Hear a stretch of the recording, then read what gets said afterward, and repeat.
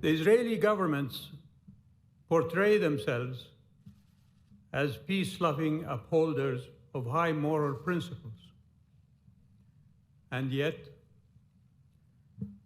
they have claimed to be the protectors of human rights.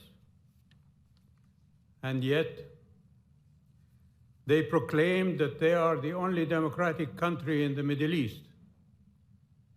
And yet, they humbly depict themselves as a small, existentially threatened country surrounded by bloodthirsty killers who want to eradicate her from existence. And yet, they profess that they want to be friends with Saudi Arabia.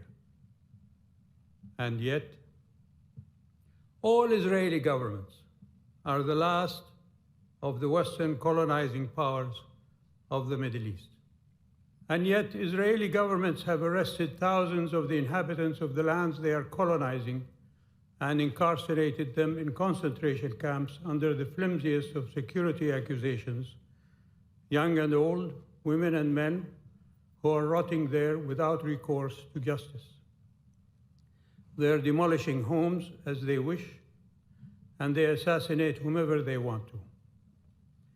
And yet, the Israeli Knesset passed a law that defines the citizenship of Israel as exclusively Jewish, denying the non-Jewish inhabitants of Israel of equal rights under the law. What kind of democracy is that? More than 200 nuclear weapons are their so-called Armageddon deterrent. And yet, while waging wars on Hamas, Israeli governments are funneling Qatari financial support for what they say is a terrorist group. And yet, proffering friendship to the Kingdom of Saudi Arabia has not stopped the successive Israeli governments from unleashing their political minions and their media hounds from all countries to denigrate and demonize Saudi Arabia.